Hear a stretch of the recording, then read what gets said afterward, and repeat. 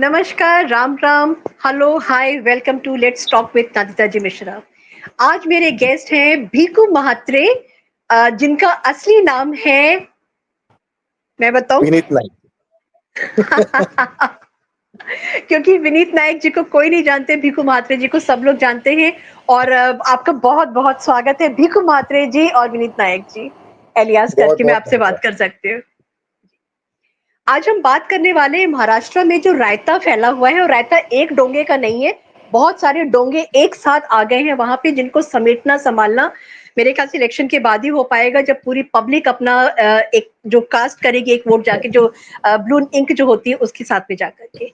भिक्खू मात्रे जी के बारे में मैं बस थोड़ा सा बताऊंगी कि बहुत he is well read person, बहुत अच्छे रिसर्च करके उनके ट्वीट्स होते हैं, और उसके बाद में उनका जो रीच है वो बहुत जबरदस्त है। जो भी ट्विटर पे उनको फॉलो करते हैं उस रीच को अच्छी तरीके से वो देख सकते हैं। लेफ्ट विंग में जाकर के, पॉलिटिकल सर्कल में जाकर के हलचल मचा देते हैं, और बहुत ज्यादा लोगों को परेशान कर देते हैं, और कभी कभार मेरे ख्याल से धमकियां भी मिल जाती हैं, और कभी कभार पुलिस का भी चक्कर पड़ जाता है, but that is all part and parcel of his life, because he is a very very serious social media influencer. और उनकी जो ट्वीट्स होते हैं वो पढ़ करके लोगों को एग्जैक्टली पता लगता है कि क्या हो रहा है, क्योंकि कोई भी ट्वीट उनका हवा हवाई नहीं होता है। Once again most welcome to you. Thank you, thank you. मैं आपसे पॉलिटिकल बातें करूंगी, बिकॉज इस समय इलेक्शन के बारे में बात करना कि कितने सीट्स आएंगी, क्या आएंगी, वो मुझे इस समय इरेलीवेंट लगता है, क्योंकि इतना सारा डेवलपमेंट हो रहा है विनीत जी। लोगों का क्या परसेप्शन है, लोग क्या सोच रहे हैं उन चीजों के बारे में, will talk about that one after the other. सबसे पहले मैं आपसे बात करूंगी, जो एक बड़ी फैमिली है पवार फैमिली, उसमें ही बहुत जबरदस्त रिफ्ट हो गया है। और आज उनके जो भाई हैं अजीत पवार, उनका उनके बेटे का एक वो आया था कि उन्होंने पड़ेवा जो होता है दिवाली के जस्ट बाद जो होता है, उसको उन दोनों लोगों ने अलग मनाया है, दोनों फैमिलीज ने अलग सेलिब्रेट किया है, जो कि इट वाज अनप्रेसिडेंटेड, कभी ऐसा हुआ नहीं। आपको क्या लगता है कि पॉलिटिकली ये लोग they have parted the ways, और या family wise also they have parted the ways, और उसका जो परसेप्शन है वो लोगों के ऊपर क्या जा रहा है? अ, देखिए नंदिता जी, मेन चीज ऐसी है कि अपने पुत्र मोह में एक धृतराष्ट्र हमें याद है कि जिन्होंने पूरे साम्राज्यों को तबाह कर दिया, वैसे ही पुत्र मोह में महाराष्ट्र में बाल ठाकरे जी ने शिवसेना को तबाह कर दिया, और अब शरद पवार जी ने अपनी पुत्री मोह में वही काम किया। अजीत पवार जी आज अगर एनसीपी से अलग होके, अब उन्होंने ही पूरा एनसीपी अपने कब्जे में ले लिया है। सुप्रीम कोर्ट का रिजल्ट आ चुका है, इलेक्शन कमीशन का रिजल्ट आ चुका है, दैट एनसीपी का सिंबल जो है, पार्टी जो है, that belongs to Ajit Pawar ji and not to Sharad Pawar. The reason is that जो मेजोरिटी, जो ऑफिस बेयरर्स है, मेजोरिटी जो कार्यकर्ता है, ऑल ओवर भारत, एनसीपी के जितने जितने राज्यों में जो अलग अलग उनके यूनिट्स है, उन स्टेट यूनिट्स के जो हेड्स है, वो स्टेट यूनिट जो है, वो सब अजीत पवार जी के साथ है। आप जरा सोचिए, शरद पवार जैसी इतनी बड़ी पर्सनालिटी, जो महाराष्ट्र पॉलिटिक्स में इतने साल से जिन्होंने डोमिनेंस रखा हुआ है, भले वो सत्ता में रहे या भले वो अपोजिशन में रहे, महाराष्ट्र पॉलिटिक्स माइनस शरद पवार, ऐसे कभी किसी ने इमेजिन ही नहीं किया। ऐसा उनका एक ऊंचा कद्दावर नेता उनको माना गया है। तो इतने साल के बाद जब उनका भतीजा अजीत पवार जब अलग होते हैं, तो क्यों उनको majority office bearers, majority MLAs, majority MPs, majority all over nation जो उनके स्टेट यूनिट्स है, उनका सपोर्ट अजीत पवार जी को मिलता है और शरद पवार जी को नहीं मिलता है? उसके पीछे क्या कारण होगा? तो उसका कारण एक ही है कि आफ्टर शरद पवार, अगर सपोज एनसीपी को किसी ने बढ़ाने का काम किया है, एनसीपी का कोई चेहरा रहने का काम किया है, तो दैट इज अजीत पवार। अजीत पवार को वहां पे अजीत दादा करके बुलाया जाता है। जैसे शरद पवार को काका बुलाया जाता है, वैसे अजीत दादा को दादा बुलाया जाता है। इतना प्यार, इतना स्नेह और इतना उनकी करीबियत, ये उनके सब ऑफिस बेरर से कार्यकर्ताओं के साथ उनकी है। So he has been the face of NCP after Sharad Pawar, and in that case अगर शरद पवार अपनी बेटी का राजनीतिक करियर बचाने के लिए या बनाने के लिए अगर उसे पूरी की पूरी दारोमदार संभालेंगे, उनके हाथ में दे देंगे, तो कैसे चलेगा? ऐसे कई बार हो चुका है। जब महाराष्ट्र में 2014 में तो एनडीए की, बीजेपी की सरकार आई थी, उसके पहले 10 साल तक महाराष्ट्र में जब कांग्रेस की सरकार थी, 10 साल भी नहीं 15 साल तक जब कांग्रेस की सरकार थी, हर बार ये पॉसिबल था कि एनसीपी अपना मुख्यमंत्री बनाए। लेकिन फिर भी शरद पवार ने वो चीफ मिनिस्टर की पोस्ट कांग्रेस को दी और अपने पास नहीं रखी। उसके पीछे का कारण ये नहीं था कि वो कोई त्याग की मूर्ति है। शरद पवार और बलिदान, शरद पवार और सैक्रिफाइस, ये उतनी ही दो मतलब ऐसी चीजें है ना कि आप नॉर्थ किसी पोल से और वो साउथ उम्मीद पोल। ही नहीं करते। एग्जैक्टली, वो हो ही नहीं सकता। वो कभी मतलब वो पैरेलल रेलवे लाइन है कि सैक्रिफाइस और शरद पवार कभी साथ में जा ही नहीं सकते, कभी एक एंड में मिल ही नहीं सकते। तो फिर करेक्ट। उन्होंने क्यों हमेशा डिप्यूटी सीएम पे सेटल किया? रीजन एक ही था, अगर सीएम की पोजीशन, क्योंकि एनसीपी के पास ज्यादा एमएलए थे, कांग्रेस के पास कम एमएलए थे। एनसीपी अगर सपोज सीएम की पोस्ट मांगती, उनको मिलती, लेकिन इन दैट केस वहां पे कौन सीएम बनता? तो अजीत पवार। और अजीत पवार अगर वहां पे सीएम बनते उन 15 साल में से किसी भी 5 साल, तो उसके बाद शरद पवार को पता था कि वो कभी भी सुप्रिया सुळे को कोई राजनीतिक करियर दे नहीं पाते। और इसीलिए उन्होंने यहां तक कॉम्प्रोमाइज किया कि उन्होंने सीएम की पोस्ट अपने हाथ में कभी नहीं। अब ये इतना पार्शियल इंसान जो है, जो एक तरफा ही सोचता है सिर्फ सुप्रिया सुळे के राजनीतिक करियर के बारे में, तो उस इंसान के साथ कब तक अजीत पवार कॉम्प्रोमाइज करते? ये भी हकीकत है कि 2019 में जब एक्चुअली देखा जाए तो जनता का कॉल ये एनडीए को था। बीजेपी के 105 एमएलए आए थे, शिवसेना के मतलब उद्धव ठाकरे के तभी 56 एमएलए आए थे, total 161 MLA without any other support. मतलब महाराष्ट्र में सरकार एनडीए की बन रही थी, लेकिन उस वक्त उद्धव ठाकरे के दिल में जो सत्ता की लालच पैदा हो गई कि किसी भी हाल में मुझे मुख्यमंत्री बनना है। भले उसके लिए उन्होंने कितना भी झूठ फैलाया होगा कि नहीं मुझे वादा किया गया था, उनसे कोई वादा नहीं किया गया था। नहीं, बाला साहेब की इच्छा थी कि कोई शिवसैनिक सीएम हो जाए, तो आपने उस वक्त क्यों नहीं दूसरे किसी शिवसैनिक को सीएम बनाया? ऐसे शिवसैनिक को की जो जिसने ग्राउंड पे काम किया। उद्धव ठाकरे ने क्या शिवसेना बनाई है?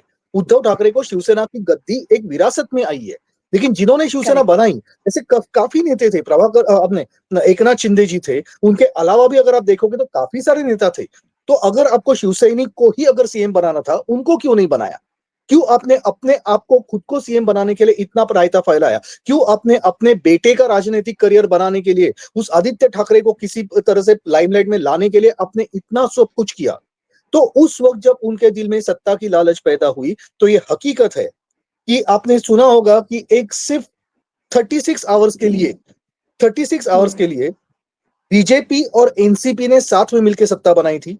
अजीत पवार जी ने आके सपोर्ट किया था, सपोर्ट का लेटर दिया था देवेंद्र फडणवीस जी को। देवेंद्र फडणवीस जी ने मुख्यमंत्री के तौर पे और अजीत पवार जी ने उप मुख्यमंत्री के तौर पे शपथ ली थी। लेकिन वो जो पर्टिकुलर जो एक कॉन्स्पिरसी हुई थी, जो एक पर्टिकुलर नॉट एग्जैक्टली कॉन्स्पिरसी, वो जो पर्टिकुलर एक पॉलिटिकल मूव हुई थी, उस मूव में शरद पवार शामिल थे। वो उस मूव में शरद पवार शामिल थे।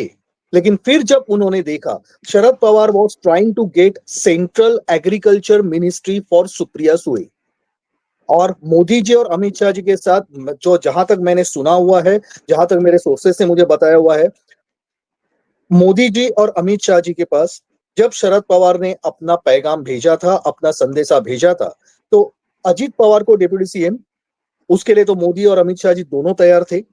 लेकिन नेक्स्ट कंडीशन पे मोदी जी और अमित शाह जी बिल्कुल तैयार नहीं थे, और वो ये थी कि सुप्रिया सुळे को सेंटर में एग्रीकल्चर मिनिस्टर बनाया जाए। एग्रीकल्चर मिनिस्ट्री ये केंद्र सरकार की एक बहुत इंपॉर्टेंट मिनिस्ट्री है। आज के तारीख में Nandita ji, let me tell you one thing. एक वक्त था कि सोना वॉज द गोल्ड, फिर एक वक्त आया डेटा इज द गोल्ड, और अब ये वक्त है that food is the gold. आप सोचिए 2020 अप्रैल 2020 जब से कोरोना काल लगा था, तब से लेके आज तक केंद्र सरकार प्रधानमंत्री गरीब कल्याण योजना के अंतर्गत 80 करोड़ भारतीयों को फ्री का राशन दे रही है। आप जरा सोचिए, अगर सुप्रिया सुळे जो शरद पवार की फैमिली से आती है, जो खुद पहले एग्रीकल्चर मिनिस्टर रह चुके यूपीए काल में, और याद कीजिए उस वक्त कितने बड़े बड़े स्कैम हुए थे, किस तरह से शुगर स्कैम हुआ था, किस तरह से बाकी पल्स स्कैम हुआ था, मुझे किसी को याद दिलाने की जरूरत नहीं है। ऐसे परिवार में अगर सेंट्रल एग्रीकल्चर मिनिस्ट्री अगर दी जाती, आप सोच सकती है कि हम कोरोना काल में, आज की बात छोड़िए, तब से लेके आज की बात छोड़िए, उस कोरोना काल में भी क्या हम गरीबों का पेट पाल सकते थे? दैट वुड हैव बीन कभी नहीं। इम्पॉसिबल। आज करेक्ट। भारत पूरे वर्ल्ड पॉलिटिक्स में अगर आप देखेंगे तो भारत इतनी कद्दावर पोजीशन जो रखता है, उसके पीछे का एक कारण यह भी है कि Bharat is the food stock of the world right now. Ukraine Russia offensive की वजह से Ukraine is one of the biggest supplier of wheat, correct? Ukraine is one of the biggest supplier of agriculture agro produce. लेकिन इतना वहां पे फर्क पड़ने के बावजूद पूरे वर्ल्ड में अगर सपोज वर्ल्ड अगर फूड सप्लाई जा रहा है तो भारत का उसमें बहुत बड़ा कंट्रीब्यूशन है। ऊपर से हम सबको फ्री में दे भी नहीं रहे हैं, हम उस फूड को अपने डिप्लोमेसी के लिए यूज कर रहे हैं। हम तालिबान को दे रहे हैं लेकिन टर्की को नहीं दे रहे हैं। आप फर्क देखिए। तो ये जो आज पोजीशन हमारे पास है उसमें एग्रीकल्चर मिनिस्ट्री की बहुत बड़ी कंट्रीब्यूशन है। आज हमारे पास इतना फूड स्टॉक होने की वजह से कनाडा कैसे तिलमिलाया हुआ है, आपने देखा हुआ है। क्यों ये फर्जी किसान आंदोलन पैदा किया गया था ये भी सब जानते हैं। तो बिल्कुल ऐसी एग्रीकल्चर मिनिस्ट्री सुप्रिया सुळे के हाथ में, it would have been the biggest blunder post independence and specially from BJP. और उस कंडीशन को न मानने की वजह से फिर शरद पवार ने अजीत पवार को बलि का बकरा बना के फिर पलटी मारी और ये कहा कि अजीत पवार अपने से खुद से वहां पे जाके देवेंद्र से हाथ मिलाए हैं, एनसीपी का उसमें कोई संबंध नहीं था, जबकि शरद पवार उसके शामिल थे। बट वेन ही सॉ कि उसकी सेकंड कंडीशन कंप्लीट नहीं हो रही है, तब उन्होंने अपने वर्ड्स को पीछे लिया और अजीत पवार को फिर एक बार बलि का बकरा बना के उनको बेइज्जत करके फिर उनको वो वापस लेकर आए एनसीपी में। और फिर उद्धव ठाकरे की जो सरकार बनी थी उसमें उनको वापस डिप्यूटी सीएम बना दिया। जनता के सामने ऐसा रखा जैसे देखिए मैं कितने बड़े दिल का इंसान हूं कि अजीत पवार ने मेरे पीठ में खंजर घोंपा, फिर भी मैं इतना अच्छा हूं कि मैंने उनको फिर डिप्यूटी सीएम बनाया। ये इंसान आप महाराष्ट्र बहुत दोगला इंसान। और ऐसी हालत में अजीत पवार जी ने फिर अगर ये स्टैंड लिया और उन्होंने अगर एनसीपी छोड़ी तो उसमें उन्हें कोई दोष देने की जरूरत नहीं है। उन्होंने किसी परिवार के साथ, उन्होंने किसी शरद पवार के साथ कोई गद्दारी नहीं की है, क्योंकि अपने राजनीतिक अस्तित्व की लड़ाई लड़ना ये हर एक का हक बनता है। एंड स्पेशली तब जब इंसान ने दिन रात अपना खून पसीना बहाया हो अपनी पार्टी खड़ी करने के लिए। और इसलिए राजनीतिक उस पर्टिकुलर प्रतिस्पर्धा को अगर कोई पारिवारिक प्रतिस्पर्धा बनाए तो मेरे हिसाब से शरद पवार जैसी ओछी मानसिकता रखने वाला इंसान मैंने आज तक नहीं देखा। यहां तक कि स्प्लिट होने के बावजूद राज ठाकरे और उद्धव ठाकरे भी कभी कभी साथ में दिखते हैं। उद्धव ठाकरे की जब एंजियोप्लास्टी वगैरह हुई थी तब राज ठाकरे उनके साथ हॉस्पिटल में मौजूद थे। लेकिन शरद पवार ने जो जो स्टेटमेंट्स दिए हैं लोकसभा इलेक्शन के पहले, अजीत पवार जी की वाइफ के लिए उन्होंने जो स्टेटमेंट दिया था, अगर आपको याद रहेगा तो, बहू घर का हिस्सा नहीं होती, वो बाहर से आई हुई होती है। जो बहू आपके घर को, आपके फैमिली को अगला उत्तराधिकारी देती है, वारिस देती है, जो बहू घर में अपने आप को सौंप देती है, अपने माँ बाप को छोड़ के आती है, ऐसी बहू के लिए इतने साल बाद आप अगर ऐसे शब्द इस्तेमाल करोगे जस्ट बिकॉज वो पॉलिटिकली आपके सामने वाले पार्टी में है, तो इससे ओछी मानसिकता ऐसे बुजुर्ग नेता से एक्सपेक्टेड नहीं थी। तो अगर आज दिवाली का परिवार का भी जो उनका जो समारोह है वो अगर अलग अलग हो चुका है उसमें कोई बड़ी बात नहीं है। And let me tell you one thing, Baramati में रहने वाले सब लोकल लोग भी ये जानते हैं और इसका जवाब इस विधानसभा इलेक्शन में शरद पवार को जरूर मिलेगा।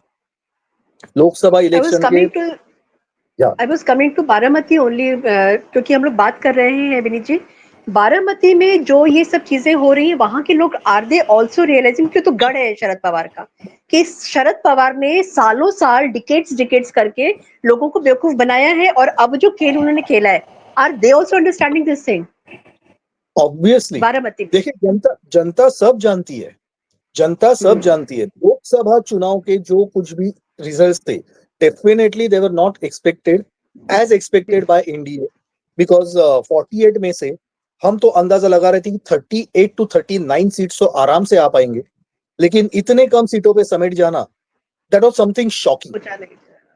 उसकी तरफ हम बाद में आते हैं, लेकिन मैं सिर्फ इतना बताता हूं कि लोकसभा इलेक्शन के समीकरण और विधानसभा के समीकरण अलग होते हैं।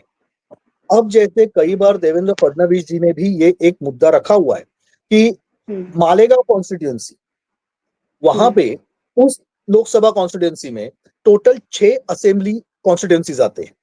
6 में से 5 कॉन्स्टिट्यूएंसीज में एनडीए को भरपूर बढ़ोत थी, भरपूर लीड था, लेकिन सिर्फ एक कॉन्स्टिट्यूएंसी जिसमें मुस्लिम पॉपुलेशन ज्यादा थी, वहां पे 90% वोट्स ये चिंदी अलायंस को गए। चिंदी मतलब जिसको इंडी अलायंस बोला जाता है। और उस वोट जिहाद के कारण, उस एक असेंबली में जो वोट जिहाद हुआ, उसके कारण 5 असेंबली सीटों में जो बढ़त मिली थी वो पूरी तरह से निगेटिव में चली गई। And hardly you can say 10 to 15,000 vote से एमबीए ने या चिंदी अलायंस ने ऐसे कितने सारे कॉन्स्टिट्यूएंसी जीते हैं। लेकिन अब जब विधानसभा इलेक्शन होगा, तब वही एक पर्टिकुलर लोकसभा कॉन्स्टिट्यूएंसी के 6 असेंबली कॉन्स्टिट्यूएंसीज, अब ये इनका वोटिंग सेपरेट होगा। तो जब आपने 5 कॉन्स्टिट्यूएंसीज में बढ़त बढ़ाने के बावजूद एक लोकसभा सीट हारी, विधानसभा में वही 5 विधानसभा कॉन्स्टिट्यूएंसीज वर्सेस एक कॉन्स्टिट्यूएंसी होगी। सो अगर कोई ये सोचता है कि लोकसभा के रिजल्ट्स की एक झलक आपको वापस विधानसभा में दिखेगी, तो वो गलत सोच रहा है। बिकॉज बहुत सी सीटें ऐसी है जो लोकसभा में एनडीए हारी है, जिसमें ये गेम वोट जिहाद की वजह से बदला है। लेकिन अब वो वोट जिहाद एक असेंबली में होगा जहां पे मुस्लिम पॉपुलेशन ज्यादा होगी, लेकिन बाकी 5 असेंबली कॉन्स्टिट्यूएंसीज में वहां पे एक है तो सही नेक है। अब वो संदेशा दिया जा रहा है। तो ये जो चीजें हैं, बारामती में भी अजीत पवार जी को बहुत समर्थन है, और ऐसा बिल्कुल नहीं। देखिए, अगर शरद पवार वर्सेस अजीत पवार होता तो शायद शरद पवार जीत जाते, लेकिन उन्होंने अपने जिस पोते को या जिसको भांजे को जिसको खड़ा किया है, उनके against Ajit Pawar, impossible. Ajit Pawar is winning handsomely in Baramati, no issues about that. Fingers are crossed, और ऐसा ही होगा तथास्तु, बिकॉज इतना ज्यादा गंदगी, इतना ज्यादा रहता है। But I am very happy Vineet ji एक चीज को लेकर कि सोशल मीडिया की वजह से जो पावर है सोशल मीडिया की, वो अब लोगों को पता लग रही है कि कहाँ से कैसे कैसे करके, क्योंकि पहले प्रिंट मीडिया हुआ करता था और खबर, आज की खबर अगले दिन आती थी, अब दिन इन दिन वो खबर आ जाती है। People are intelligent enough to understand, अब ऐसा हो गया है। मैं अब जी सोशल मीडिया, अब ये जैसे अब मैं ज्यादा करके एक्टिव हूँ ट्विटर पे, मैंने बहुत बार ये बात बोली हुई है कि सोशल मीडिया, स्पेशली ट्विटर, ये सबसे इंपॉर्टेंट क्यों होता है, बिकॉज यहाँ पे नैरेटिव सेट होते हैं, और ये जो नैरेटिव्स है, ये नैरेटिव्स बाद में जाते हैं इंस्टाग्राम, फेसबुक, यूट्यूब के द्वारा, फिर व्हाट्सएप पे, और फिर वो जाते हैं जनता के पास। उतने लोग ट्विटर पे नहीं होंगे, लेकिन ट्विटर पे जो नैरेटिव सेट होते हैं, वो नैरेटिव्स बाद में नीचे उतरते हैं। और 2024 जनरल इलेक्शन में एनडीए की तरफ से यहीं पे बहुत सी एक कमी पाई गई। मैंने मेरे एक अभी जस्ट रिसेंटली एक ट्वीट मैंने लिखा था, मैंने उसमें लिखा था कि एनडीए के महाराष्ट्र और उत्तर प्रदेश में स्पेशली शर्मनाक परफॉर्मेंस के पीछे मेन कारण क्या थे। पहला कारण था ओवर कॉन्फिडेंस, कि बस जीत गए, 400 पार आ ही गए। ये ओवर कॉन्फिडेंस की वजह से जो नैरेटिव्स ग्राउंड लेवल तक जाने चाहिए थे वो नहीं गए, क्योंकि कार्यकर्ता ग्राउंड पे उतरे ही नहीं। दूसरी इंपॉर्टेंट चीज, over dependence on brand Modi. सब जगह पे ओनली ब्रांड मोदी, और ये चीज मैंने बहुत बार इसके पहले ट्विटर मेरे ट्वीट्स में भी लिखी है, मेरे पॉडकास्ट में भी मैंने बोली है कि बीजेपी को एक करेक्टिव एक्शन लेने की बहुत डेस्परेटली जरूरत है। जब कोई पार्टी लोकसभा छोड़िए, विधानसभा भी छोड़िए, ग्राम पंचायत या म्युनिसिपल इलेक्शन में भी अगर आपको ब्रांड मोदी अगर यूज करना पड़े, अगर मोदी जी का चेहरा दिखा के अगर आपको म्युनिसिपल इलेक्शन या ग्राम पंचायत में वोट्स मांगने पड़े, तो आपके जो लोकल नेता है वो क्या कर रहे हैं, वो क्या कर रहे हैं? आपको ये इस पर्टिकुलर मामले में, स्पेशली इस मामले में and specially with respect to Maharashtra, since हम लोग इसमें बात कर रहे हैं, बीजेपी लीडर्स को एनसीपी और कांग्रेस से ये चीज सीखनी चाहिए कि किस तरह से अपनी कॉन्स्टिट्यूंसी में काम किया जाता है और किस तरह से अपने कॉन्स्टिट्यूंसी को एक गढ़ बनाया जाता है। इस तरह का गढ़ की लोग आपको नाम पे वोट करे, ना कि पार्टी सिंबल पे। अभी अगर हम बारामती की बात कर रहे हैं तो शरद पवार जी की मैं बात करता हूं। अगर आप उस आदमी ने वहां पे उस कॉन्स्टिट्यूंसी में इतना काम किया, भले कुछ पर्टिकुलर लिमिटेड क्षेत्र में किया होगा, लेकिन इतना काम किया है कि उस क्षेत्र में लोग भगवान की तस्वीर के बाजू में शरद पवार की तस्वीर टांगते हैं। अगर आप लातूर में जाएंगे तो लातूर में भगवान की तस्वीर के बाजू में आपको विलासराव देशमुख जी की तस्वीर दिखाई देगी। तो इस तरह से काम करके उन्होंने वहां पे अपना इंडिविजुअल ब्रांड बनाया है। तो जिस वक्त बीजेपी अपने स्टेट लीडरशिप, अपने जो लोकल लीडरशिप है, उनका ऐसा ब्रांड बनाएगी कि वहां पे मोदी जी का चेहरा यूज करने की जरूरत नहीं पड़नी चाहिए। मोदी जी का चेहरा should be the cream on the cake, but you have to bake the cake. Cake तो बनाओ, फिर उसके ऊपर क्रीम के लिए मोदी जी को लेकर आओ। तो 144 अगर आपकी सपोज 288 सीट्स है, 145 इज द मैजिक फिगर, 145 आपको अपने बलबूते पे लाने की ताकत होनी ही चाहिए। फिर उसके ऊपर की जो 25-30 सीटें हैं वो ब्रांड मोदी ऐड करना चाहिए। अगर ऐसा होगा तो आफ्टर मोदी जी ऑल्सो, उनकी भी एज हो रही है, 2029, 2034, 2039, कभी तो आदमी रिटायरमेंट लेगा बिकॉज ऑफ एज फैक्टर। भले वो योगा करते हैं, उनकी एनर्जी लेवल जबरदस्त है, सब कुछ है, लेकिन वो लालची इंसान नहीं है। और वो कभी ना कभी तो एक उम्र उनके साथ कब तक रहेगी, तबीयत उनके साथ कब तक रहेगी। उसके बाद की बीजेपी का क्या, उसके बाद की बीजेपी का क्या? हमें वो बीजेपी नहीं चाहिए जो आज की कांग्रेस है। 1947 का नेहरू का और गांधी का चेहरा दिखा के आज भी भीख मांगते हैं वोट्स के लिए। हमें वो बीजेपी नहीं चाहिए कि 2047 में आप मोदी जी का चेहरा दिखाओगे, मोदी जी ने ये किया था इसलिए हमें वोट दो। नहीं, मोदी जी ने जो किया था अब हम उन्हें आगे लेके गए हैं, अब उस काम को आगे बढ़ाया है और इसलिए हमें फिर वोट चाहिए। That should be the level of confidence and ability. और 2024 इलेक्शन के बाद मैं बहुत खुश हूं एक्चुअली कि बीजेपी को एक झटका लगना जरूरी था। जो मैंने कहा, ओवर कॉन्फिडेंस, दूसरा over dependence on brand Modi, तीसरा loss of connect with ground, ground के साथ कनेक्शन टूट चुका था। इसका फायदा लिया इस चिंदी अलायंस ने। कैसे? झूठ फैला के महाराष्ट्र के दलित ओबीसी वोटर्स में क्या झूठ फैलाया गया? अगर मोदी जीतेंगे, अगर बीजेपी फिर आएगी तो ये संविधान बदलेंगे, आपके रिजर्वेशन खत्म करेंगे। झूठ था। इनफैक्ट यहां तक कि जितनी गालियां मोदी जी ने रिजर्वेशन के लिए अपने खुद के समर्थकों से खाई है, उतनी गालियां आज तक वीपी सिंह ने भी नहीं खाई है, जिसने मंडल कमीशन इंप्लीमेंट किया था। तो वो इंसान रिजर्वेशन कैंसिल करेगा, संविधान बदलेगा, ये कौन सी बातें आ गई?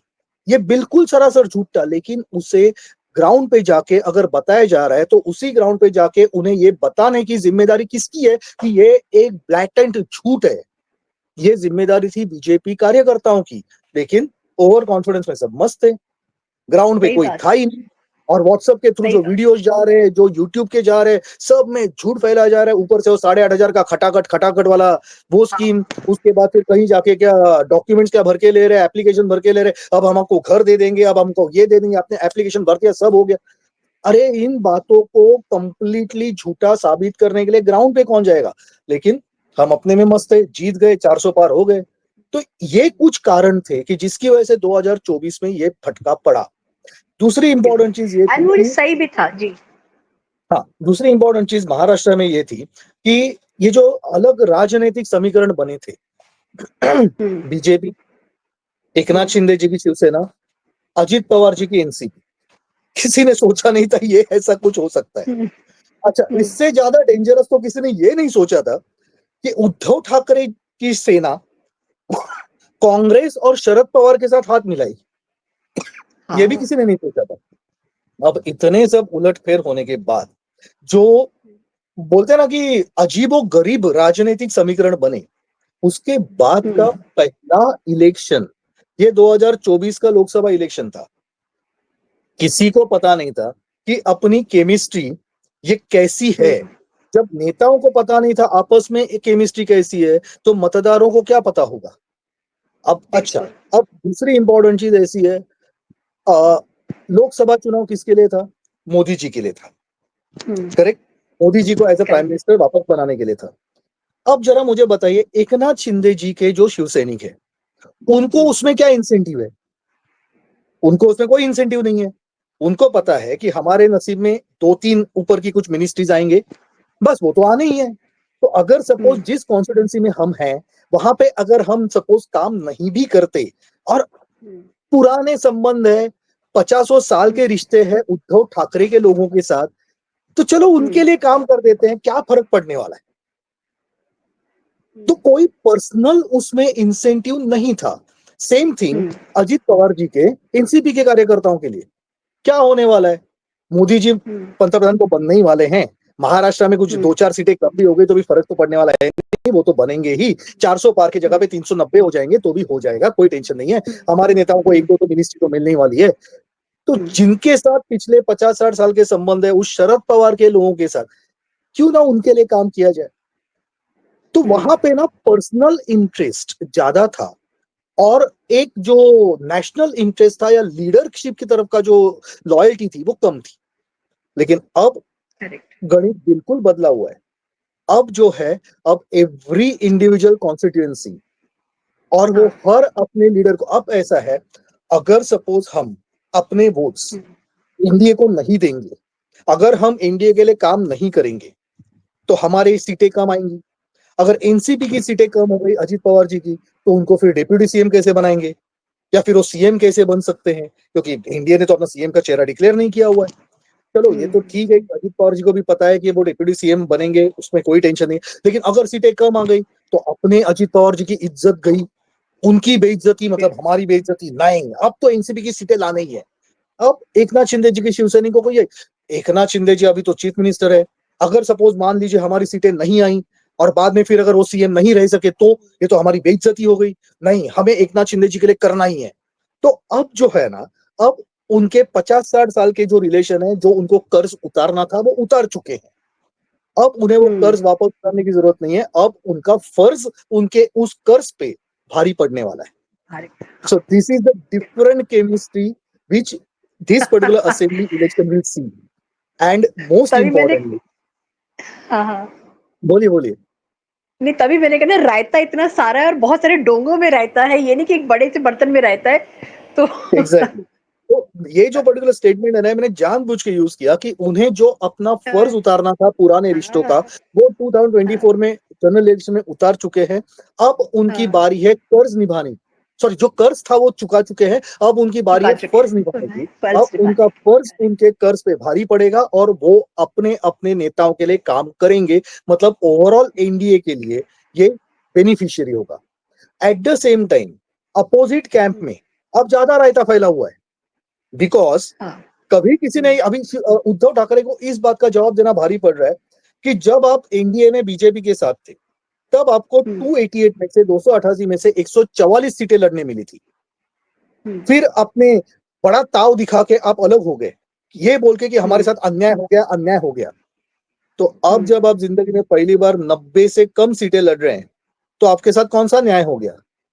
तो 144 सीटें लड़ने वाला आदमी अब अगर 90 के नीचे अगर सीटें लड़ने पे आ जाए, तो आज उनको ये भारी पड़ रहा है अपने उनके खुद के सैनिकों को, उनके खुद के कार्यकर्ताओं को इस बात का जवाब देना कि इस बेइज्जत पोजीशन में लाया कौन और क्यों। And at the same time उससे ज्यादा सीटें या लगभग उतनी ही सीटें एक नाथ शिंदे जी को एनडीए में लड़ने को मिल रही है।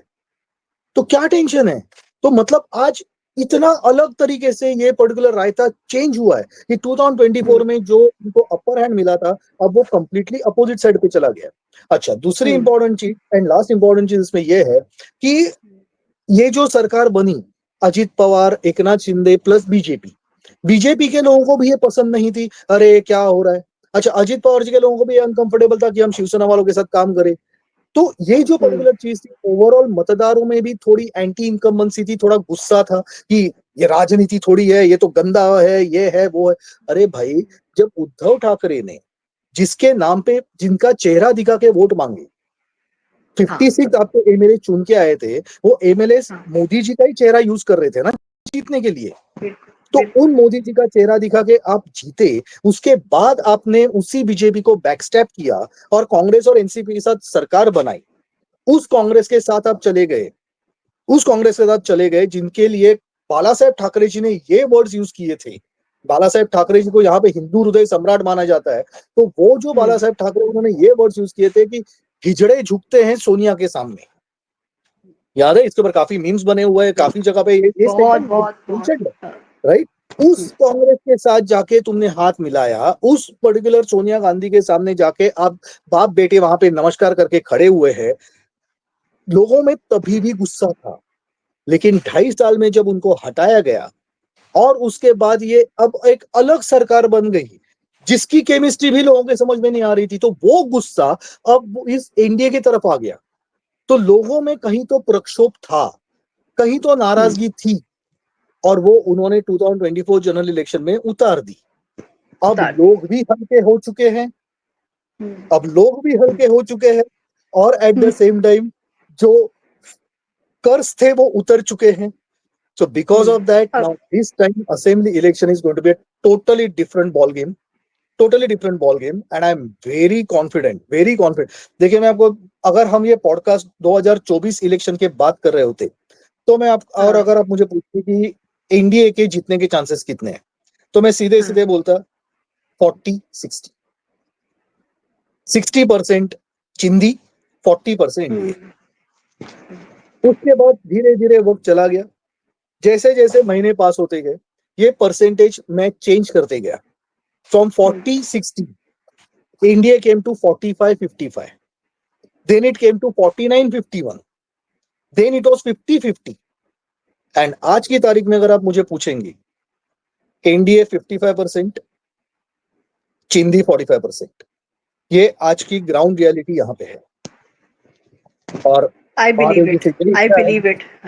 महादेव जी से यही प्रार्थना है कि जो अघटित जो माना गया, जैसे हरियाणा में हुआ, वैसे ही वही अघटित अब महाराष्ट्र में फिर एक बार हो जाए, और हरियाणा में लोगों को इसके ऊपर भी मैं आऊंगी। और उसके पहले मैं एक स्टेटमेंट देना चाहती हूँ विनीत जी कि ये हमारे देश की बहुत बड़ी त्रासदी है कि जितने नेता हैं उनकी प्रोजनी सब नालायक है, और उस नालायक प्रोजनी को आगे करने के लिए, देश को खत्म करने पे, चाहे वो अखिलेश यादव हो, चाहे वो राहुल गांधी हो, चाहे वो सुप्रिया सुले हो, कोई भी XYZ अगर, या फिर पेंगुइन उद्धव ठाकरे का जो बेटा है आदित्य ठाकरे, ये सारी प्रोजेनीज वो हैं जो एक बोझ है हमारे ऊपर, और इनको लादा जा रहा है जबरदस्ती कि नहीं भैया आप लोग इनको झेलिए।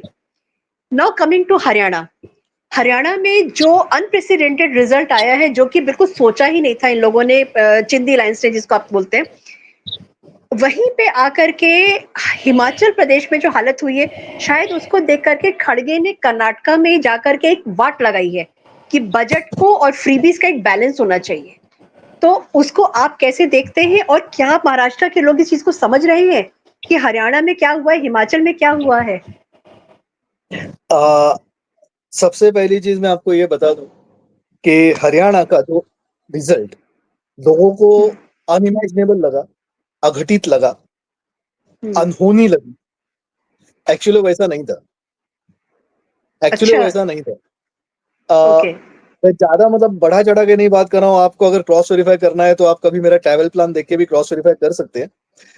हरियाणा का जिस दिन चुनाव का रिजल्ट आने वाला था, जिस दिन रिजल्ट था, उस दिन I was travelling from Manipur to Mumbai. सवेरे 10:30 बजे मेरी मणिपुर से फ्लाइट थी कोलकाता के लिए, और कोलकाता से फिर बाद में दोपहर को 1:30 को मुंबई के लिए। तो 9 o'clock से मैं वहां पे एयरपोर्ट पे बैठा था, पोस्टल बैलेट्स ओपन हो गए थे और कांग्रेस को 67 सीट्स पे लीड थी, बीजेपी हार्डली अराउंड 11-12 सीट्स में वगैरह घूम रही थी। मेरे आजू बाजू में लोग एकदम कंफ्यूज थे, कोई कांग्रेस सपोर्टर था वो खुश हो रहा था, कोई बीजेपी सपोर्ट था वो नाराज था, क्या हो रहा है क्या हो रहा है, ये बार तो इज्जत नीलाम हो जाएगी वगैरह वगैरह। मैं शांत था, मैं बिल्कुल शांत था, क्योंकि वो पोस्टल बैलेट्स थे। उसके बाद 10:30 को मैंने फ्लाइट ली, that landed at Kolkata airport at around 12:45। 12:45 को जब मैंने वापस, तब तक तो बीच में एयरप्लेन मोड पे था, कुछ पता नहीं क्या था। 12:45 को जब मैं उतरा, फर्स्ट थिंग जब मोबाइल पे मैंने चेक किया, so BJP was already in the lead. और उसके बाद फिर मैंने 1:30 को मैंने जब फ्लाइट ली, 4:30 को जब मैं लैंड हुआ मुंबई में, BJP had won. But at any point of time, there was no excitement in me because we knew that BJP was winning। और इसीलिए आप मेरा ट्वीट पे भी देख, टाइमलाइन में जाके देख लीजिए, जिस दिन एग्जिट पोल का रायता फैला हुआ था और सब एग्जिट पोल ने कांग्रेस को आउटराइट मेजॉरिटी दे दी थी और बीजेपी को बेशरम, मतलब शर्मनाक हार डिक्लेयर कर दी थी। मैंने उस दिन भी रात को ये ट्वीट किया था, एग्जिट पोल कुछ भी कहे, मुझे अभी भी यही यकीन है कि बीजेपी जीतेगी। At the most Amit Shah ji को सरकार बनानी पड़ेगी। अमित शाह जी को सरकार बनानी पड़ेगी मतलब we just fall short of the majority by 3-4 MLAs और फिर अमित शाह जी पिक्चर में आते हैं और वो पूरा इंजीनियरिंग जमा सरकार बना के देते हैं। यही लिखा था that BJP is going to win, at the most Amit Shah ji will have to form the government. लेकिन अच्छा हुआ कि अमित शाह जी को भी कोई तकलीफ नहीं हुई, आराम से अपने बलबूते पे ही बीजेपी जीत गई, 48 सीट लेकर आए, बाद में इंडिपेंडेंस भी आ गए, 51 हो गए, खेल समाप्त। ये इलेक्शन जो पब्लिक देख रही थी, जो सोशल मीडिया पे जो ट्रेंड चल रहा था, जो हवा चल रही थी, वो सोशल मीडिया पे थी। ग्राउंड पे बहुत अलग बात हो रही थी, ग्राउंड पे बहुत अलग बात हो रही थी। बीजेपी कार्यकर्ता, आरएसएस कार्यकर्ता, आपने जो बात कही वो बिल्कुल सही है। उन्होंने एक ही चीज, ना वहां पे उन्होंने जात पात की बात की, ना उन्होंने, लोगों को लगता है कि जाट वर्सेस नॉन जाट करके बीजेपी ने इलेक्शन जीता, नहीं। अगर आपको याद रहेगा तो 2019 में भी जब हरियाणा इलेक्शन हुआ था, आफ्टर जनरल इलेक्शन, तभी भी बीजेपी आउटराइट सरकार नहीं बना पाई थी, तभी भी गठबंधन की सरकार बनी थी जेजेपी को साथ लेकर, तभी भी बीजेपी ने जाट वर्सेस नॉन जाट ही किया था। तो उस वक्त जाट वर्सेस नॉन जाट क्या था, हरियाणा का पॉलिटिक्स से हमेशा जाट लोगों ने डोमिनेट किया हुआ था। हरियाणा ने कभी जाट लोगों के अलावा, except from like no CM, non Jat CM was expected in Haryana, क्योंकि जो परसेंटेज पॉपुलेशन जाट का है तो उसकी वजह से उनका हमेशा वहां पे डोमिनेंस रहा है। लेकिन वहां की जो सोशल इक्वेशंस है, वहां पे जो ग्राउंड पे जो सिचुएशंस है, वो हिसाब से non Jats they were very disappointed with Jat leadership, because अभी वो उनके लोकल मुद्दे हैं, लोकल इश्यूज है। बीजेपी ने उसका फायदा लेके पहली बार एक नॉन जाट अम्ब्रेला बनाई, उस नॉन जाट अम्ब्रेला ने पूरे वोट्स कंसोलिडेट किए और बीजेपी की पहली बार वहां पे पूर्ण बहुमत से सरकार आई, जब मनोहरलाल खट्टर जी वहां पे मुख्यमंत्री बने। 2019 में वो पर्टिकुलर कोइलेशन, मतलब वो जो नॉन जाट कॉम्बिनेशन था, वो थोड़ा सा कमजोर हो गया था, एंटी इनकम्बेंसी थी, सब कुछ था, जो कुछ भी था, इसलिए बीजेपी की आउटराइट मेजोरिटी नहीं आई, लेकिन गठबंधन की सरकार बन गई, करेक्ट। तो अब वही नॉन जाट इक्वेशन बना के बीजेपी फिर एक बार 2024 में आउटराइट मेजोरिटी जीते। This is something difficult to digest. तो नॉन जाट के अलावा बहुत से मुद्दे ये थे, जाटों में भी ये बताया गया कि किस तरह से जात पात की राजनीति करके, जात पात की राजनीति करके आपके वोट्स का फायदा लिया जा रहा है। विकास का अगर काम देखेंगे तो एनडीए ने किया हुआ विकास का काम और कांग्रेस ने किया हुआ विकास का काम आप कंपेयर कीजिए। सोशल मीडिया कैंपेन जितना ट्विटर पे चला या बाकी सोशल मीडिया पे चला, उससे कई गुना ज्यादा व्हाट्सएप पे चला। वहां पे याद दिलाया गया लोगों को कि किस तरह से जब कांग्रेस की सरकार हुआ करती थी तब खर्ची पर्ची की सरकार हुआ करती थी, चिट्ठियां दी जाती थी जिसके हिसाब से काम होते थे, बस। तो वो याद दिलाया गया, किस तरह से करप्शन था वो याद दिलाया गया। अगर आप ये बोलते कोई कौन है वो फोगाट, विनेश फोगाट, वो अगर आके बोलते कि हमारे साथ हाँ। अन्याय हुआ, ये हुआ, ये बताया गया कि एनडीए सरकार ने स्पोर्ट्समैन के लिए कितना किया और कांग्रेस ने क्या किया। कांग्रेस के टाइम तो स्पोर्ट्समैन को शूज तक नहीं दिए जाते थे, आज लोगों को वहां पे एसी टेंट दिए जाते हैं। तो ये जो फर्क है वो सब कुछ बताया गया। एंड सबसे इंपॉर्टेंट बात जो आपने कही वो बिल्कुल एक बहुत बड़ा मुद्दा था। हरियाणा के साथ कनेक्टेड है दो स्टेट्स, एक है हिमाचल, एक है पंजाब। जिन फार्मर्स का नाम ले लेकर उस पंजाब में आम आदमी पार्टी ने, जिसे आप, मैं उसे बोलता हूं पाप, इस पाप और कांग्रेस ने जिस तरीके से उन किसानों के फर्जी मुद्दे उठा के वहां पे भले इलेक्शन जीता हो, लेकिन पंजाब को किस तरह से बैंकरप्ट बना के रखा है, ये पापियों ने वहां पे साबित कर दिया। और हिमाचल प्रदेश की बात हरियाणा तक पहुंच चुकी थी। आपने क्या क्या वादे किए और किस तरह से उसमें से कोई भी वादा आप पूरा नहीं कर पाए। आप ओपीएस करके वहां पे सरकारी कर्मचारियों को आप भड़काते रहे, बहलाते रहे, फुसलाते रहे, मिसगाइड करते रहे, और हकीकत में आप उनको पगार तक नहीं दे पाए। तो when you cannot pay your government employees salary on time, what are you talking about OPS and all? तो ये बातें हरियाणा में भी देखी जा रही थी। किस तरह से वहां पे 2-2 रुपए का सेस बढ़ाया जा रहा है, किस तरह से वहां पे इलेक्ट्रिसिटी के रेट बढ़ाए जा रहे हैं, किस तरह से जिस हिमाचल प्रदेश में बिजली 24 आवर्स अवेलेबल थी अब वहां पे लोड शेडिंग चालू हो गया है। किस तरह से वहां के किसानों को बोला गया था कि तुम्हें तो, तुम्हारे एप्पल्स को तो भाव नहीं मिलता, हम आने के बाद आपको भाव लाके देंगे, और वही किसानों को एप्पल्स लिटरली गटर में फेंकने पड़े। ये सब वीडियो, ये सब इंफॉर्मेशन, ये सब हरियाणा में जा रहा था। और चुनाव के 10 दिन पहले माहौल चेंज होना शुरू हुआ था, जहां पे, और यहां तक की बात है कि let me tell you honestly one thing, local Haryana leaders को भी कॉन्फिडेंस नहीं था कि हम जीत रहे, क्योंकि फीडबैक लेने का काम उनसे नहीं हो रहा था, फीडबैक लेने का काम ये ग्राउंड से हो रहा था। बीजेपी के कार्यकर्ता, आरएसएस के कार्यकर्ता जो ग्राउंड पे थे, उनसे ये फीडबैक लेने का काम हो रहा था। और सीरियसली कहूं तो शुरुआत हुई थी यहां से कि बीजेपी 20 सीट से ज्यादा नहीं जीत पाएगी, दैट वाज आफ्टर 2024 इलेक्शन। लेकिन बाद में धीरे धीरे धीरे पिक्चर चेंज होते गया, और वोटिंग के प्रीवियस डे हम इस बात के लिए कॉन्फिडेंट थे कि 46 to 49 ये हमारी नंबर ऑफ सीट्स है। 46 to 49 ये हमारी नंबर ऑफ सीट्स है। ये ग्राउंड रिपोर्ट से हमने कलेक्ट करके रखा था, एंड दैट्स व्हाई मैंने बड़े सुकून से मेरा ट्रैवल प्लान बनाया हुआ था कि अगर मुझे टेंशन होता तो मैं टीवी के सामने से 1 मिनट नहीं हटता, लेकिन मुझे टेंशन नहीं था, इसलिए मैं टीवी के सामने ही नहीं था। एंड इसमें हरियाणा को हिमाचल प्रदेश की कांग्रेस सरकार ने बहुत मदद की, लोगों की आंखें खुलने। और महाराष्ट्र में भी यही हो रहा है। महाराष्ट्र की बॉर्डर जो है वो कहां शेयर करती है? Maharashtra shares border with Gujarat, Madhya Pradesh, Karnataka, Telangana, Goa. Maharashtra इन 5 राज्यों से बॉर्डर शेयर करता है। गोवा में ऐसे कोई प्रॉमिसेस दिए ही नहीं थे जो फेल होने की बात हो। Number 1 clear. गुजरात में बीजेपी की सरकार की वजह से किस तरह के अच्छे हालात है और किस तरह से गुजरात प्रॉस्पर कर रहा है, सब देख रहे हैं।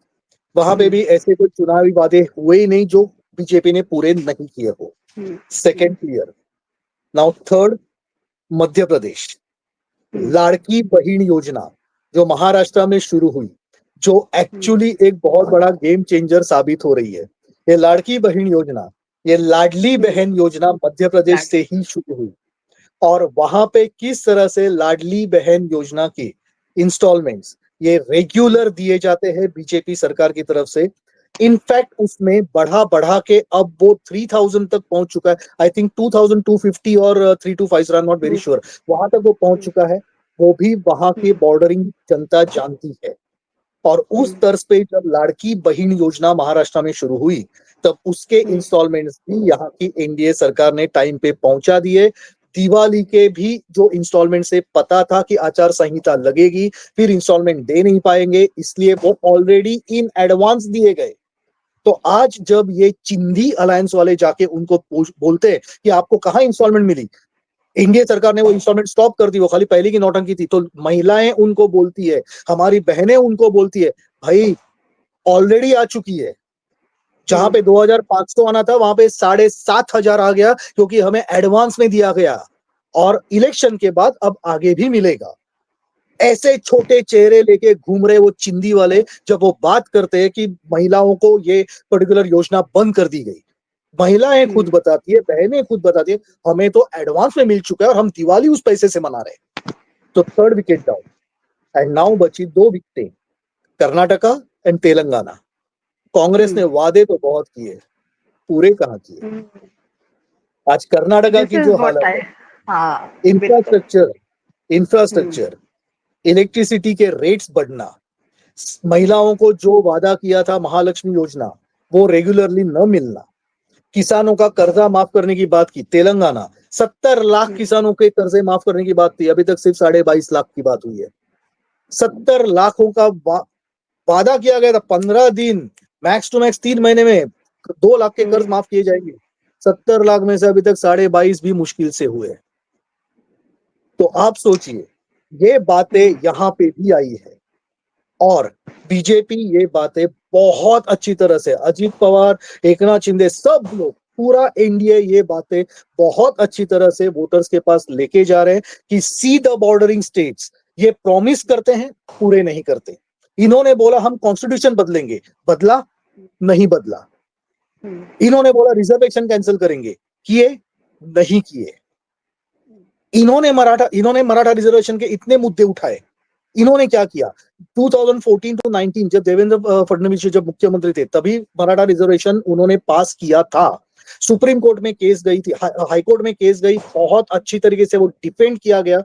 उसके बाद सुप्रीम कोर्ट में केस गई, तब तक सरकार बदल गई, उद्धव ठाकरे, शरद पवार और कांग्रेस की सरकार आई। इन्होंने सुप्रीम कोर्ट में केस बहुत वीक तरीके से पेश की, दलीलें बिल्कुल अच्छी नहीं दी गई, वकील एकदम लूज दिए गए। बिकॉज ऑफ दैट वो रिजर्वेशन वहां से ओवर रूल हो गया, कैंसल हो गया। ये बातें अब एनडीए वहां पहुंचा रही है लोगों के बीच में। उसके बाद कर्ज माफी की बात, जहां हमने कर्ज माफी की बात की, उत्तर प्रदेश में कर्ज माफी की बात की, हर एक का वादा पूरा किया। हमने लाड़की बहन योजना बोला, हमने वो शुरू की। तो जो योजनाएं हम बोलते हैं हम करते हैं, क्योंकि हम पहले बजट देखते हैं, बजट में अगर स्पेस रहेगी तो वो हिसाब से हम लोग प्रोवाइड करते हैं, नहीं रहेगी तो हम रेवेन्यू जनरेट करते हैं, फिर हम वो डिक्लेयर करते हैं। ऐसा नहीं कि हवाई बातें करके हम डिक्लेयर करते हैं, फिर भगवान चाहे तब स्टेट को पैसा मिलेगा तो आपको देंगे। आपने ये कहा कि रिजर्वेशन कैंसिल के बाद क्या था, हम खटाखट देंगे। कहाँ दिया खटाखट? जिन राज्यों में आपने सरकार बनाई, आपने तो वहां पे भी नहीं दिया। तो क्या भरोसा अब आप बोलोगे तब आप दोगे? और ये बातें मल्लिकार्जुन खड़गे जी बहुत अच्छे से जान चुके हैं। मैं सच बोलता हूं, वो इंसान एक अच्छा इंसान होने के बावजूद गलत पार्टी में फंसा हुआ है। मैच्योर नेता होने के बावजूद गलत पार्टी में फंसा हुआ है। उनको कुछ ना कुछ अनाप शनाप बयान देने पड़ते हैं उस परिवार के चक्कर में। लेकिन उन्होंने ये जमीनी मुद्दा भांपा, इसीलिए उन्होंने ये कहा कि कांग्रेस ने ऐसे वादे नहीं करने चाहिए जिससे बाद में बजट में तकलीफ हो और वो पूरे न कर पाए, या फिर वो वादों की वजह से आपका स्टेट बैंकरप्ट हो जाए। So he made the statement only after realising कि कर्नाटका और तेलंगाना की हवा, कांग्रेस की हवा महाराष्ट्र तक पहुंच चुकी है, और अगर पहुंचनी कहीं कम होगी तो एनडीए की जो सोशल मीडिया टीम है वो जरूर पहुंचाएगी। Very nice. मेरे को लगता है जो कार्यकर्ता है ना, इस समय उनकी जो वैल्यू है ना वो समझ में आ रही, because now they are on the ground and they are spreading the words now. Vineet ji मैं अब आऊंगी यूपी में, मतलब महाराष्ट्र में यूपी का एंट्रेंस, वहां पे अखिलेश यादव आए हैं और बाबा का एक मुझे लगता है एंथम बन गया है। ऐसा स्लोगन तो आज तक किसी ने दिया भी नहीं है, बटेंगे तो कटेंगे। उसको एंडोर्स किया आरएसएस ने, और अब मोदी जी ने अलग से उसको बोलना शुरू कर दिया है, साथ रहेंगे तो सेफ रहेंगे। इस चीज को क्या महाराष्ट्र की जनता, क्योंकि आप लोग जहाँ पे रहते हैं मुस्लिम मेजोरिटी बहुत जबरदस्त है, और मतलब फिल्टर होके हमारे पास बहुत सारे वीडियोस आते हैं जो कभी कभी बहुत डरावने होते हैं, बहुत डरा भी देते हैं। तो वहां की जनता क्या एक हो रही है व्हेन दे आर सीइंग कि उनके साथ पे क्या किया जा रहा है और इसका इम्पैक्ट पड़ रहा है उनके ऊपर? डेफिनेटली पड़ेगा। हम इसका इम्पैक्ट डायरेक्टली नहीं कराना चाहते। देखिए, हमने पहले से तय किया था कि हमें जो कैंपेन चलाना है वो कोई कम्युनल लाइंस पे नहीं चलाना है। हमें हिंदुओं को भड़का के वोट्स नहीं लेने हैं। हमें हिंदुओं को सावधान करना है। भड़काना और सावधान करना, इसमें बहुत जमीन आसमान का फर्क होता है। डिफरेंस। तो हमें लोगों को भड़काना नहीं है, हमें धार्मिक सौहार्दता जो है वो बिगाड़नी नहीं है, हमें सिर्फ लोगों को सावधान करना है। आप अगर वोट जिहाद की बात कर सकते हो तो हम भी हमारे मतदारों को सावधान करने का हक रखते हैं। तो जाति पाति में मत बटो, आप अपनी अक्ल लगाओ, देश का सोचो, राज्य का सोचो, आपको किए हुए वादों के बारे में सोचो और फिर एक होके आप वोट करो। बटेंगे तो कटेंगे। हमने ये स्लोगन सिर्फ, योगी जी ने ये स्लोगन सिर्फ हिंदुओं के लिए नहीं दी है। बटेंगे तो कटेंगे, ये पर्टिकुलर नारा एंडोस मोहन भागवत जी ने सिर्फ हिंदुओं को नहीं किया। एक है तो नेक है, ये मोदी जी ने सिर्फ हिंदुओं के लिए नहीं बोला है, ये पूरी जनता के लिए बोला है। क्योंकि हमें एक देश बन के आगे बढ़ना है। हमारे देश में अगर suppose right now we have 27 states and 9 union territories, तो हर स्टेट इस देश का हिस्सा है। हर राज्य को मजबूत होके प्रगति की राह पे बढ़ना ये जरूरी है। और इसके लिए वहां पे एक ऐसी सरकार चाहिए जो प्रगति की बात करे, डेवलपमेंट की बात करे, लोगों की बात करे, ना कि सिर्फ सत्ता पाने के लिए सत्ता के हथकंडों की बात करे। Politics is important, but politics for development is more important. And difference between NDA and Chindi is this, that NDA is talking about politics with development, Chindi is talking about politics. That's it. And finishing the country. या यथा तथा कैसे भी किसी भी हाल में हमें सत्ता चाहिए। सत्ता आने के बाद हम देखेंगे क्या करना है। तो सत्ता आने के बाद क्या करना है, तो ये जो मेंटालिटी है, ये मेंटालिटी को क्रश करने के लिए, इस मेंटालिटी को खत्म करने के लिए हमें लोगों को ये समझाना है कि एक रहो। कल अगर हम सपोज, अगर किसी को ये लगता है कि मोदी जी अगर ये कहते हैं कि एक है तो सेफ है, तो is it only for Hindus? No, 140 crore अगर हमारी आबादी है तो उसमें 18 करोड़ के मुस्लिम्स भी हैं। वो 18 करोड़ के मुस्लिम में हो सकता है 10,000, 20,000, 50,000, 1 लाख, 5 लाख मुस्लिमों ने कुछ गलत काम किए होंगे, लेकिन इसका मतलब ये थोड़ी है कि सबके सब गलत है। क्या हम उनकी तरफ पूरी तरह से धार्मिक द्वेष पैदा करके उन्हें कंप्लीटली आउटकास्ट कर सकते हैं? नहीं। जो लोग इतने साल से इस देश में रह रहे हैं, जिनकी नस्लें यहाँ पे है, अगर उनकी बुद्धि को अगर किसी ने भटकाया है, भ्रमित किया है, तो उन्हें सुधार के सद्बुद्धि देके हम अगर एक देश के तौर पे आगे बढ़ना चाहे तो दैट इज मोर इम्पोर्टेंट। और इसके लिए कल अगर मान लीजिए हमारे अगर भारत और पाकिस्तान की वॉर हो जाए, भारत चाइना पाकिस्तान वॉर हो जाए, तो उस वक्त एक है तो नेक है क्या ये सिर्फ हिंदुओं के लिए है? नहीं, एक है तो सेफ है, ये सबके लिए है। वो वॉर जब होती है तो अंदर अगर सपोज यहाँ पे कोई अशांतता होती है, यहाँ पे अगर कोई राइट्स होते हैं, तो कैसे चलेगा? So think of this. तो बटेंगे तो कटेंगे। आप धर्म में बटोगे तो भी एक देश के तौर पे कटोगे। आप अगर जाति में बटोगे तो एक हिंदू के तौर पे कटोगे। आप अगर सपोज एक होंगे, एक देश के हिसाब से आप एक होंगे, तो पूरा देश सेफ होगा। अगर हिंदुओं की जात पात दूर करके अगर हम एक होंगे तो हिंदूज भी सेफ होंगे। तो ये बात लेके ये नारा दिया गया है। असर उसका जिस तरीके से ग्राउंड पे पड़ना चाहिए वो तो पड़ेगा। लोग अब ये रियलाइज करना शुरू कर चुके हैं किस तरह से 2024 इलेक्शन में वोट्स बांटे गए थे। दलित, एससी, एसटी, ओबीसी, फिर उसके बाद फिर जो अपर कास्ट है उसमें भी फिर क्षत्रिय अलग, ब्राह्मण अलग, वैश्य अलग, बनिया अलग, क्या चल रहा है? और आज सब लोग भी पहचान चुके हैं। जब उत्तर प्रदेश का हमें ये फीडबैक आया था 2024 इलेक्शन के बहुत ही खराब नतीजों के बाद, उत्तर प्रदेश में भी लोकसभा में कोई एनडीए को बहुत अच्छे नतीजे नहीं मिले थे, बहुत खराब नतीजे थे। लेकिन उस नतीजे के बाद अनएक्सपेक्टेड, आप तो खुद उत्तर प्रदेश से, आपको पता है। लेकिन उसके बाद जब इमीडिएटली आफ्टर 15 डेज हमने वहां पे ग्राउंड वर्क करके फीडबैक लिया था, लिटरली लोग पछता रहे थे, लिटरली लोग पछता रहे थे। और अगर उस वक्त अगर स्टेट इलेक्शन होते उन 15 दिनों बाद, 1 महीने बाद, तो योगी जी को, बीजेपी को जितनी स्वीप आज कर सीटें जाते हैं हैं। उससे ज्यादा सीटें मिलती। लोग इतना पहचान चुके थे, उन्हें ये नहीं लगा था कि हमारे इस तरह से बंटने की वजह से हमारे बाबा जी को इतनी तकलीफ हो सकती है। तो ये जो बातें मैं होती, तो एक झटका सबको मैं जरूरी होता है।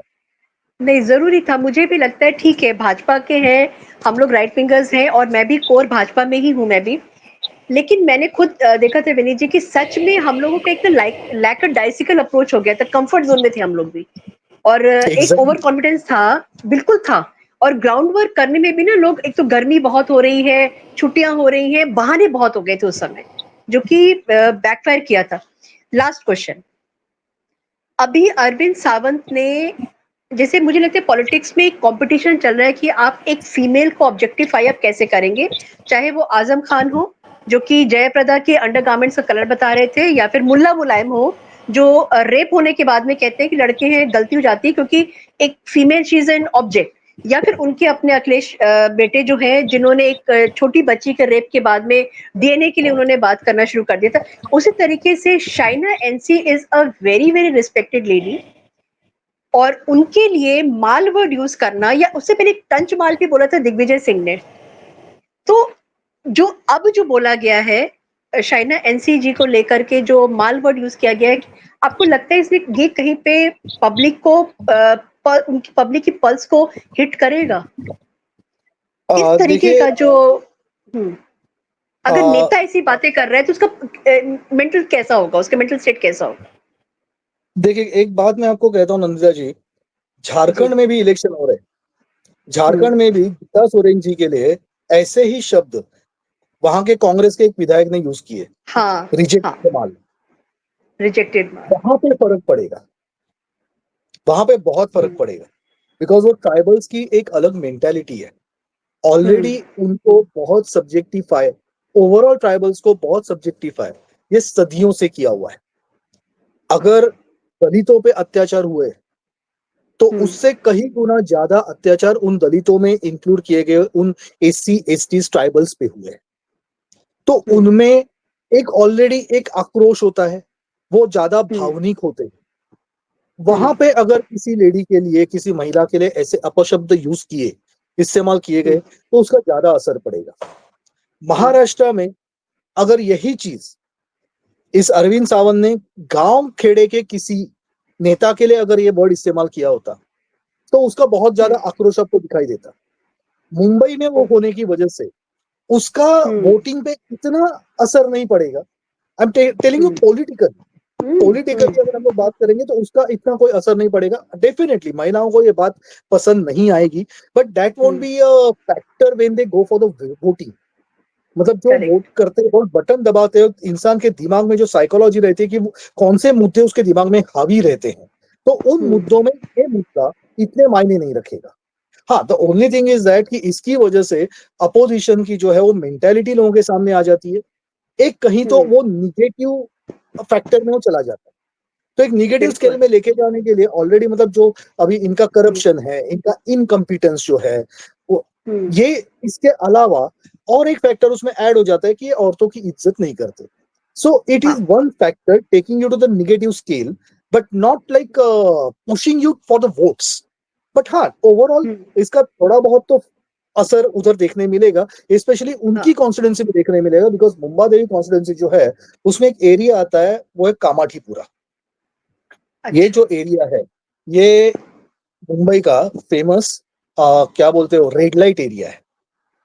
अच्छा। ओके। तो वहां पे जो औरतें हैं वो ऑलरेडी हम्म। बहुत मानसिक और शारीरिक अत्याचारों से गुजरी हुई है। वो बहुत ही ऑलरेडी ऐसे पोजीशन में है कि लाइक, अब आप सोच सकती है रेड लाइट एरिया में उस रहने वाली औरतों को जिस हम्म। तरीके से देखा जाता है, हम्म। कोई ये नहीं देखता कि भाई उनके पास कोई चॉइस नहीं है, इसके लिए उन्हें ये मजबूरन करना पड़ता है। उसमें से कितने लोग जबरदस्ती इसमें ढकेले गए हैं। हम्म। मैं तो नहीं सोचता कि वहां पे कोई औरत ऐसी होगी जो अपनी खुशी से इस व्यवसाय में आई होगी। सो नहीं। एनीवे, उन्हें ऑलरेडी मर्दों से एक घिनौनी नजर से, एक हीनता पूर्वक नजर से देखे जाने की आदत है। फिर भी जब किसी महिला नेता को जब ऐसे मटेरियलिस्टिक वर्ड्स में ऑब्जेक्टिफाई किया जाता है, इंपोर्टेड माल, अब आपका कहने का मतलब क्या था वो आप जाने, लेकिन आपने वर्ड गलत यूज किया है, तो एटलीस्ट इन हर कॉन्स्टिट्यूएंसी इसका असर पड़ेगा। और अगर किसी को लगता है कि इसका असर इतना नहीं पड़ना था, तो फिर आज अरविंद सावंत ने माफी क्यों मांगी? कल चाइना एनसीजी ने ऑलरेडी पुलिस कंप्लेंट लॉन्च की थी नागपाड़ा पुलिस स्टेशन में, लेकिन एफआईआर लॉन्च करने की वजह से माफी मांगे, इतना तो कोई अरविंद सावंत को जरूरत नहीं थी, डरने की बात नहीं थी। क्या होता, ऑलरेडी वो खासदार है, एमपी है, अगर सपोज एफआईआर हो भी जाता, अरेस्ट हो भी जाते, 2 घंटे में बेल मिल जाती, तो माफी क्यों मांगनी पड़ी? तो मतलब definitely at least in that constituency और आजू बाजू के 2-4 कॉन्स्टिट्यूएंसी जो मुंबई का एक एलिट सर्कल आता है, साउथ मुंबई, तो साउथ मुंबई में जो पढ़े लिखे लोग हैं, उन्हें ये मतलब जो एलिट क्लास है उन्हें ये वर्ड्स बिल्कुल नहीं जचेंगे। तो कह सकते हैं कि 5-6 कॉन्स्टिट्यूएंसीज में इसका असर पड़ेगा। द ओनली थिंग, ये बात अच्छे तरीके से लोगों तक पहुंचनी चाहिए, बाकी ओवरऑल महाराष्ट्र में इतना फर्क नहीं पड़ेगा। क्योंकि ना ये जो मेंटालिटी है ना चिंदी अलायंस की, ये बहुत कई बार उजागर होकर के लोगों के सामने आ रही है कि कुछ भी रिस्पेक्ट इन लोगों के मन में नहीं है, and they are using either females हो या ट्राइबल्स हो या कुछ भी होते हैं, उनको वो अपने वोट बैंक के लिए यूज करते हैं, चाहे वो राहुल गांधी हो, चाहे वो अखिलेश यादव हो, या अब आपके महाराष्ट्र में जो भी सारा तामझाम इन लोगों ने फैला करके पैराफर्नेलिया जो इन लोगों का साथ लेके चलते हैं, ये लोग गाली गलौज करने का और डिग्रेड करने का और वो करने का। विनीत जी, थैंक यू सो मच।